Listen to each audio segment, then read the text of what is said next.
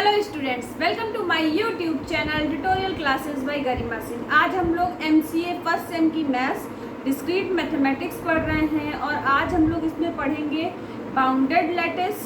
तो आइए देखते हैं बाउंडेड लैटिस होता क्या है। बाउंडेड लैटिस उसे बोलते हैं जिस भी पार्शियल ऑर्डर में अपर बाउंड और लोअर बाउंड, अपर बाउंड है ग्रेटेस्ट एलिमेंट, लोअर बाउंड है लीस्ट एलिमेंट और उनके साथ ज्वाइन और मीट, ये चीज़ अगर एग्जिस्ट कर रही है पोसेट के साथ, ठीक है, जैसे पी पोसेट होता है, अगर इसके साथ 1,0, 1 क्या है अपर बाउंड, 0 क्या है लोअर बाउंड, 1 क्या है ग्रेटेस्ट एलिमेंट, 0 क्या है लीस्ट एलिमेंट। मतलब अपर बाउंड को जहाँ भी 1 यूज़ किया गया है इसका मतलब वो अपर बाउंड के लिए है, जहाँ पे 0 यूज़ किया गया है इसका मतलब लोअर बाउंड के लिए। तो अपर बाउंड और लोअर बाउंड पिक्चर में या फिर फिगर में कुछ भी हो सकता है, लेकिन उसको डिनोट हम किससे करते हैं, 1 या 0 से। अगर डेफिनेशन में बोलना है अपर बाउंड और लोअर बाउंड के लिए तो 1,0 से दिखाएंगे, ठीक है। और ये मीट और ये ज्वाइन का साइन है। Is a bounded lattice if only if every finite set of elements. किसकी बात करी गई है, बाउंडेड लैटिस एग्जिस्ट करती है कब, फाइनाइट एलिमेंट का अगर सेट है तो ही बाउंडेड लैटिस होगी, नहीं तो नहीं होगी। उसके नाम से ही पता चल रहा है बाउंडेड।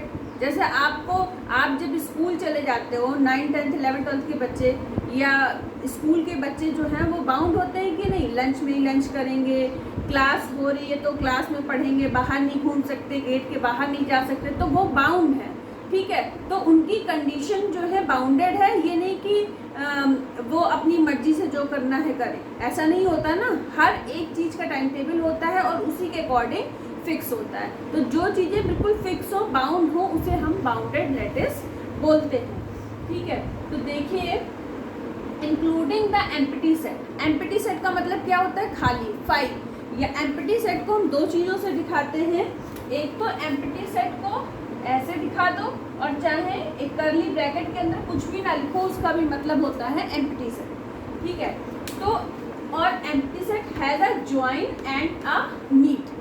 मतलब क्या चीज़ें हमें देखनी है फिगर में, एक तो अपर बाउंड होना चाहिए, लोअर बाउंड होना चाहिए, ज्वाइन होना चाहिए और मीट होना चाहिए, ठीक है। तो आइए देखते हैं, एग्जाम्पल हमने ले लिया है 5, मतलब नल सेट को हम 5 भी बोलते हैं। 1, 2, 1,2। एक तरीके से आप देख सकते हो 5 जो है वो 1 का भी सबसेट है, 2 का भी सबसेट है, और 1 और 2 सबसेट है किसके, 1,2 के। तो उसी तरीके से डायग्राम बना है। अब ये किस पोजीशन पे है, ये अपर बाउंड की पोजीशन पे है या ग्रेटेस्ट एलिमेंट की पोजीशन पे है, तो इज इक्वल टू हमने यहाँ पे 1 लिख दिया, is equal to upper bound is equal to greatest element. ये 5 किस पोजीशन पे है, लोअर बाउंड की पोजीशन पे, इसको हमने लिख दिया equal to 0, lower bound is equal to least element. ये बाउंडेड लैटिस होगी। देखिए, अगर हम 1 और 2 ले लें तो 1 और 2 का ज्वाइन कहाँ पे है, यहाँ पे हो रहा है, सिस्टम का अपर बाउंड पे ज्वाइन हो रहा है और सिस्टम का जो लोअर बाउंड है वहाँ पे मीट हो रहा है। देखिए यहाँ पे मीट हो रहा है और यहाँ पे ज्वाइन हो रहा है। तो ये वाली जो लैटिस है बाउंडेड लैटिस है और फाइनाइट लैटिस है। इसमें जो नंबर है वो भी फाइनाइट है। क्या क्या है, 5, 1,2, ठीक है। अब देखिए, ये एक हमने बनाया है ऐसे डायग्राम। इसमें देखिए 0, 1, 2, -1, -2, डैश डैश डैश कहाँ तक जा रहा है, -इन्फिनिटी तक, डैश डैश डैश +इन्फिनिटी तक। तो ये तो बाउंडेड लैटिस वैसे ही नहीं होगी, क्यों, क्योंकि ये फाइनाइट सेट ही नहीं है, नॉट बाउंडेड लैटिस, क्योंकि ये इन्फिनिटी तक जा रहा है और -इन्फिनिटी तक जा रहा है, तो ये बाउंडेड लैटिस नहीं होगी, ठीक है। तो ये हो गया बाउंडेड लैटिस। इसके बाद नेक्स्ट हम लोगों को पढ़ना है कॉम्प्लीमेंटेड लैटिस। तो कॉम्प्लीमेंटेड लैटिस क्या होता है, सबसे पहले complimented bounded lattice complimented lattice होती है और इसमें हर एक एलिमेंट का जो कॉम्प्लीमेंटेड लैटिस का अगर ऐसे डायग्राम होगा तो उसमें हर एक एलिमेंट का कॉम्प्लीमेंट होना जरूरी है। अगर कोई भी एलिमेंट ऐसा है जिसका एक भी कॉम्प्लीमेंट नहीं है, इसका मतलब वो कॉम्प्लीमेंटेड लैटिस नहीं है। तो पहले इसको नोट कर लीजिए, इसके बाद कराते हैं नेक्स्ट।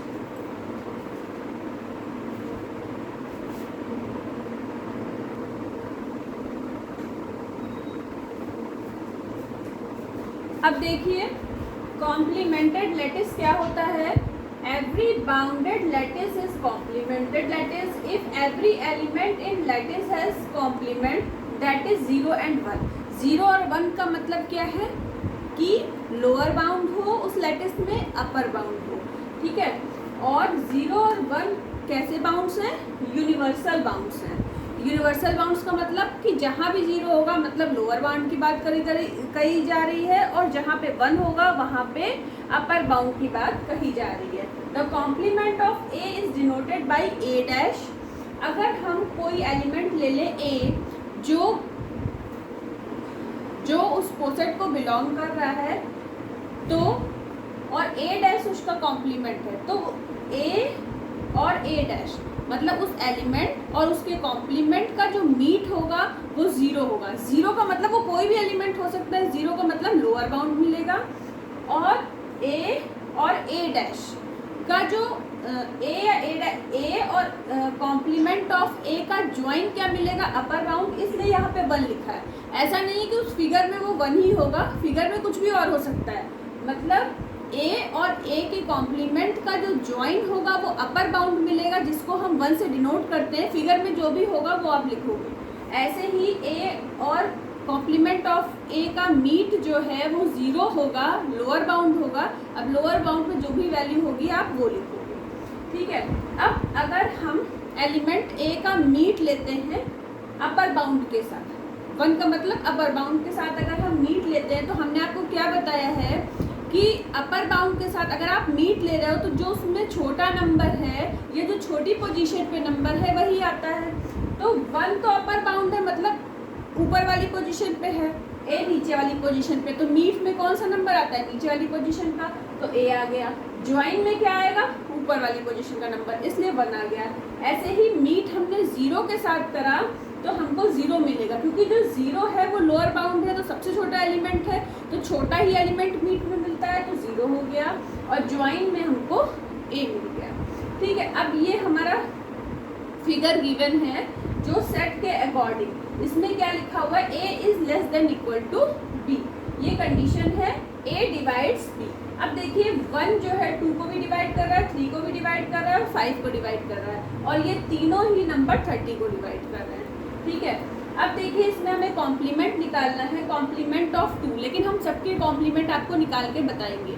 एक चीज़ और हमने आपको बताई हुई है कि अपर बाउंड का कॉम्प्लीमेंट लोअर बाउंड होता है और लोअर बाउंड का कॉम्प्लीमेंट अपर बाउंड होता है, जो हमने यहाँ पे लिख दिया। लोअर बाउंड की जगह पे क्या लिखा था? 1, तो 1 का कॉम्प्लीमेंट है 30 अपर बाउंड का कॉम्प्लीमेंट है 1, ठीक है। तो ये तो आपको समझ में आ गई, ये हमेशा ही ट्रू होती है।